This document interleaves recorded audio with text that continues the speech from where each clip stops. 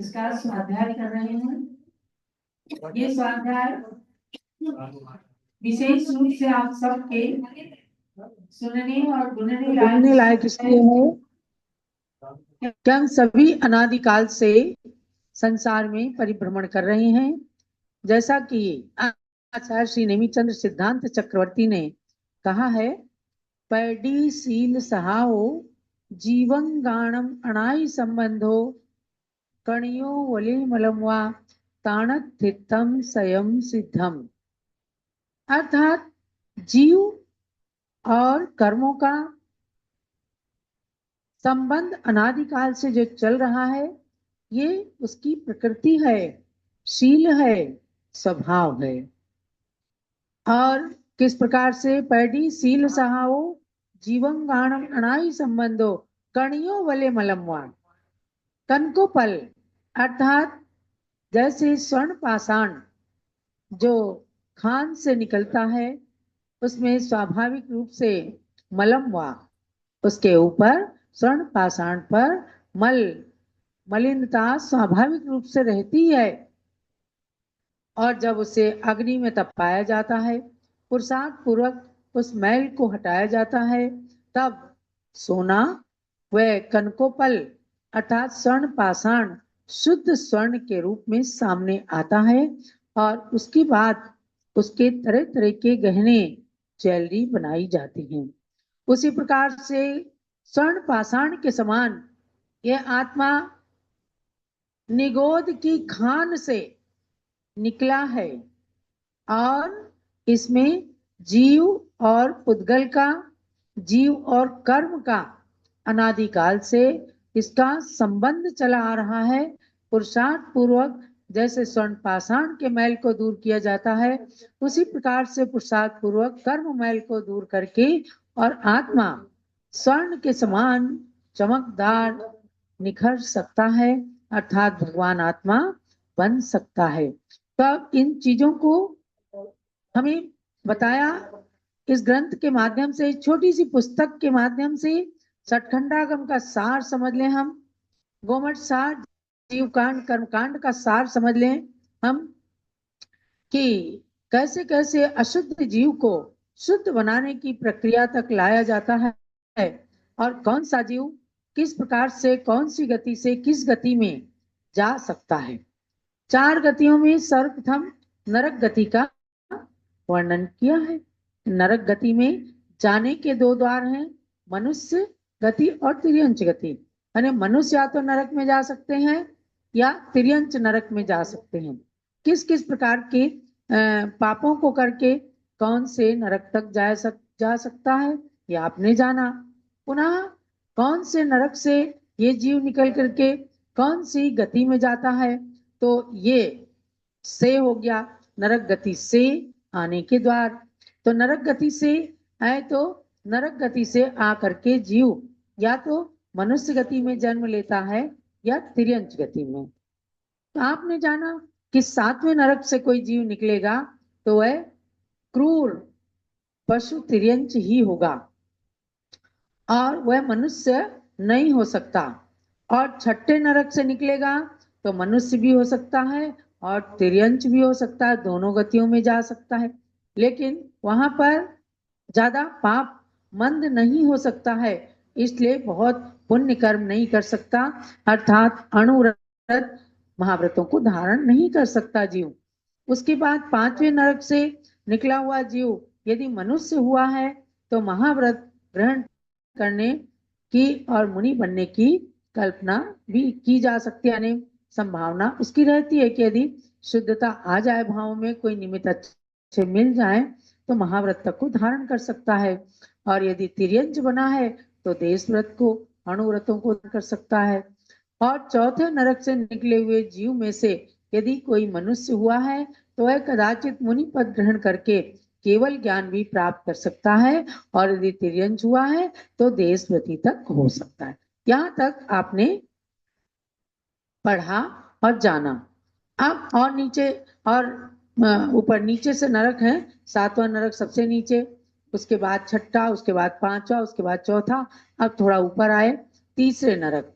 तीसरे नरक से निकला हुआ जीव तीर्थंकर भी हो सकता है। जैसे चौथे नरक से कहा कि वहां कोई मुनि व्रत धारण के करके केवल ज्ञान भी प्राप्त कर सकते हैं। तो केवल ज्ञान प्राप्त करने का मतलब है मोक्ष को प्राप्त करना। मोक्ष प्राप्त कर सकते हैं लेकिन तीर्थंकर नहीं हो सकते, सामान्य केवली हो सकते हैं और मोक्ष जा सकते हैं। और तीसरे नरक से निकल करके जीव तीर्थंकर भी हो सकता है। अर्थात यदि किसी जीव ने, तीर्थंकर होगा तो कैसे, आप सुनिएगा इसको।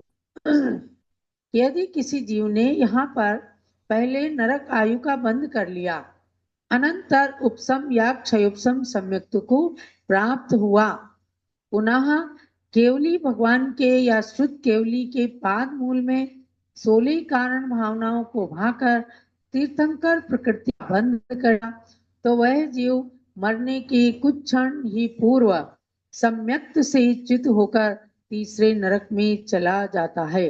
अब आपको जानना यह है, देखो एक होती है गति और एक होती आयु। नरक गति में नरक आयु ही रहती है, गतियों में चारों आयु। तो अगर गति का बंद हुआ है तो छूट सकता है, लेकिन आयु बंद हो गया तो नियम से उस गति में जाना ही पड़ेगा। आयु बंद जो है वो छूटता नहीं, टूटता नहीं। इसलिए आपको जानना है ये, अगर यहाँ पर पहले नरक आयु का बंद कर लिया, कोई पाप करने से नरक आयु का बंद कर लिया, उसके बाद उसको उपशम या क्षयोपशम सम्यक्त हुआ।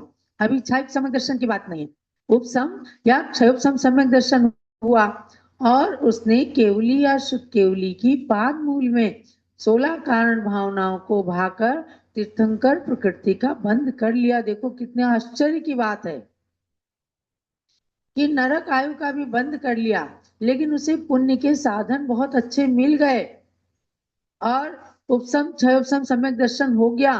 पुनः केवली शुद्ध केवली का पाद मूल भी अगर उसको मिल गया तो वहां पर उसने तीर्थंकर प्रकृति बंद कर लिया। तो वो जीव मरने से कुछ क्षण पहले सम्यक्त से च्युत होकर यानी उपशम या सम्यक जाता है, कि जो फिर कभी छूटता ही नहीं होने के बाद। तो यहाँ नरक आयु के बंद की बात बता का बंद किया तो तीर्थंकर प्रकृति का बंद भी कर लिया, लेकिन मरते समय उसका सम्यक दर्शन छूट गया। तो छूटने के बाद भी तीर्थंकर प्रकृति का के बंद की महिमा जाने कि वह तीसरे नरक तक जा सकता है और वहां जाते ही नरक में अंतर मुहूर्त के अंदर उसकी पर्याप्तियां पूर्ण हो जाती हैं। और जैसे ही पर्याप्ति है पुनः वह प्राप्त कर लेता है और वह सम्यक दर्शन उसके पूरी देवा आयु तक, वहां नरक में भी पूरी आयु भोगने तक सम्यक दर्शन रहता है। उस सम्यक दर्शन का उसका फल ये रहता है, सार्थकता ये रहती है कि वहां गया हुआ जीव सम्यक दृष्टि बन गया है तो अपने कर्म के फल का चिंतन वहां पर कष्ट को भोगता है, लेकिन कष्ट भोगते हुए भी उसको अब आगे के लिए परस्पर वैर संधान नहीं रहती है, क्योंकि आगे तो तीर्थंकर बनना है।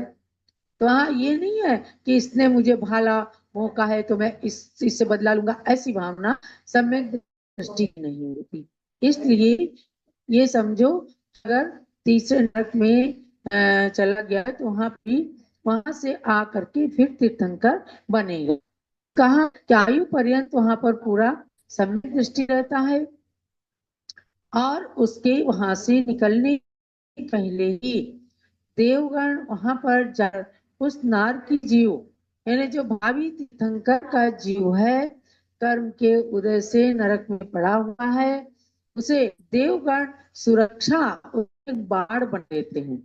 अब उस बाढ़ के अंदर कोई नारकी अब उसे कष्ट देने नहीं जा सकता है। केवल 6 महीने का काल ऐसा रहता है, उसके चारों ओर परकोटा सुरक्षित कर देते हैं तथा वे देवगण यहाँ मध्य लोक में जन्म नगरी में अतिशय शोभा करके माता के आंगन में रत्नों की वर्षा प्रारंभ कर देते हैं।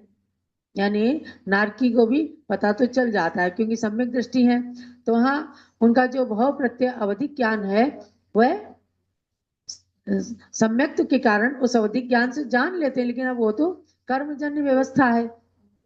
और इधर 6 महीने के बाद नरक से निकल करके माता के गर्भ में आते हैं तीर्थंकर के रूप में। और यहाँ पर श्री हरि आदि देवियां इंद्र महाराज की आज्ञा से आकर माता की सेवा करती हैं, गर्भ शोधन आदि क्रियाएं करती हैं। तो ये इस चीज को आपको ये विशेष बात जान लेनी है कि उपसम और क्षयोपसम सम्यक दर्शन के साथ में उसने तीर्थंकर प्रकृति का बंद किया है। मरते समय छूटेगा, लेकिन नरक में क्योंकि उसे जाना ही पड़ेगा, पहले नरक आयु का बंद कर लिया है, तो तीसरे नरक में जाएगा और वहां जाकर सम्यक दर्शन प्राप्त कर लेगा। पुनः आकर के जिन माता के घर में आने के तीर्थंकर बन करके और माता को 16 स्वप्न आदि दिखाएगा। तो अनंतर तीर्थंकर होने वाला वह जीव नरक से निकलकर माता के घर में प्रवेश करता है। तब इंद्र शची इंद्राणी सहित असंख्य देव परिवारों के साथ आकर तीर्थंकर के माता पिता की पूजा करके महान उत्सव के साथ गर्भ कल्याणक मनाते हैं। तात्पर्य ये रहा कि तीसरे नरक से निकलकर जीव तीर्थंकर भी हो सकते हैं। ये विशेष बात इसलिए बताई कि अब नरक गति से निकलकर कहाँ कहाँ ये जीव जा सकता है उसको विशेष रूप से जाना। नरक और तिर्यंच और मनुष्य गति में जाएगा और मनुष्य गति में तीसरे नरक से निकला हुआ जीव आकर तीर्थंकर के रूप में जन्म ले सकता है। अब आगे सुनिएगा, इस कथन से ये स्पष्ट हो जाता है कि दूसरे और पहले नरक से निकले हुए जीव तीर्थंकर भी हो सकते हैं। जब तीसरे नरक से आकर के तीर्थंकर हो सकते हैं, तो पहले और दूसरे नरक के जीव भी तीर्थंकर हो सकते हैं, केवली भी हो सकते हैं और मोक्ष पद को भी प्राप्त कर सकते हैं। किंतु देखो एक बात है जो आपको आगे अपने परीक्षा में ध्यान देना रहेगा कि कौन से नरक से आकर जीव तीर्थंकर बन सकते हैं। तो तीसरे नरक तक के, पहले दूसरे तीसरे नरक तक के जीव आके तीर्थंकर हो सकते हैं, किंतु नरकों से निकले हुए जीव चक्रवर्ती बलभद्र नारायण या प्रति नारायण नहीं हो सकते। ये बात विशेष है। अब आप कहें क्यों नहीं हो सकते, तो क्यों का कोई उत्तर नहीं होता। स्वभावो तर्क गोचरा, स्वभाव जो है तर्क गोचर नहीं है, ये नियति है, ये सिद्धांत है, ये हीरे का कांटा है। और इस सिद्धांत को यहाँ पर पूज्यगणी ज्ञानमती माता ने बता दिया। तीर्थंकर जैसा महत्वपूर्ण पद तो ले सकते हैं, लेकिन वैभवशाली चक्रवर्ती नारायण बलभद्र या प्रति नारायण नहीं हो सकते। ये विशेष बात आपको जानना है। यानी जो वर्तमान युग में जो चक्रवर्ती नारायण प्रति नारायण बलभद्र हुए हैं, ये सब स्वर्गों से आए हैं, ये आपको विशेष जानना है। ये कोई भी नरक से नहीं आए हैं, क्योंकि नरक से आए हुए जीव ये पद नहीं पा सकते। तो आपको भी जानना है कि ये पद किसी को भी प्राप्त होंगे। यानी भरत चक्रवर्ती जो अयोध्या के अंदर जन्मे, जिनके नाम से देश का नाम भारत पड़ा, भगवान ऋषभ देव के सबसे बड़े पुत्र थे, स्वर्ग से आए थे। और सभी चक्रवर्ती बलभद्र नारायण प्रति नारायण स्वर्ग से आए थे। और यहाँ पर फिर अपने अपने अनुसार नरक गति में भी जा सकते हैं, स्वर्ग में भी जा सकते हैं, मोक्ष में भी जा सकते हैं। लेकिन जो बात विशेष है एक लाइन की, इसको विशेष नोट करके रखना। इस तरह नरक गति से आने के द्वार अर्थात गतियां बताई गई हैं। इसमें ये बात खास तौर से समझने की है कि जो नरक से निकलकर तीर्थंकर या केवली आदि होते हैं, वह सब सम्यक का ही महात्म्य है। यानी सम्यक दर्शन में इतनी शक्ति, इतनी महिमा होती है। सातवें नरक से जीव निकलकर सम्यक, सातवें नरक से जीव सम्यक लेकर नहीं निकल सकते, किंतु अन्य नरकों से सम्यक लेकर भी निकल सकते हैं। और सातों ही नरकों में जीव सम्यक दर्शन को प्राप्त कर सकते हैं। ये बात आपने अच्छी तरह से प्रवचन निर्देश का ग्रंथ के अंदर पढ़ा है कि चारों ही गतियों में सम्यक दर्शन के अलग अलग कारण बताए गए हैं। अब प्रश्न आया कि क्या मनुष्य गति में भी असैनी जीव होते हैं या सिर्फ तिर्यंच में असैनी होते हैं? तो ये जानना, मनुष्य असैनी नहीं होते हैं, तिर्यंच ही असैनी होते हैं। और तिर्यंचों में भी कोई कोई तोता या सरीसृप माने पानी में रहने वाले सांप, आपने पहले अभी पढ़ा था कि सरीसृप जो है पानी में रहने वाले सांप जो है दूसरे नरक तक जा सकते हैं। और आगे कहा था सर्प, जो साधारण सर्प हैं उनके अंदर अजगर हैं या फणधारी हैं, नाग नागिन है, ये चौथे नरक तक भी जा सकते हैं। इनकी अलग अलग क्वालिटी है। तो आप समझ लेना, मनुष्य कोई असैनी नहीं होते हैं। मनुष्य पंचेंद्रिय होते हैं, सैनी होते हैं। तिर्यंचों में ही पंचेंद्रिय तिर्यंच कोई कोई असैनी होते हैं। उनमें से तोता और सरीसृप का ही वर्णन आता है। नरकों में सम्यक्त के लिए बहिरंग कारणों में वेदना अनुभव, जाति स्मरण और देवों द्वारा संबोधन, ये 3 कारण माने गए, जो आप पहले पढ़ चुके हैं और परीक्षा में इसे लेकर उत्तीर्ण भी हो चुके हैं। देवों द्वारा संबोधन तृतीय नरक तक ही है, इससे नीचे कोई भी देव नहीं जा सकते। उसमें आप पढ़ते हैं तत्वार सूत्र में, संक्लिष्टा सुरोदीरित दुखाश्च प्राग चतुर्थ्या। संक्लिष्ट परिणामों से सहित असुर कुमार देव चौथे नरक से पहले पहले तक यानी तीसरे नरक तक जाकर नारकियों को दुख उत्पन्न करा सकते हैं। तो जैसे वो दुख उत्पन्न करा सकते हैं, ऐसे कोई मित्र देव जाकर के संबोधन भी दे देते हैं। तो तीसरे नरक तक ही जाकर उन्हें संबोधन देकर सम्यक दर्शन उत्पन्न करा सकते हैं। देवों द्वारा संबोधन तृतीय नरक तक ही है, इससे नीचे कोई भी देव नहीं जाते।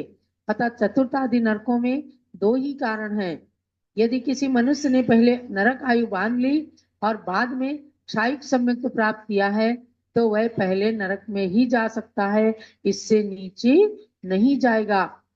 नरक गति में नारकियों की जघन्य आयु 10,000 वर्ष एवं उत्कृष्ट आयु में 33 सागर प्रमाण है।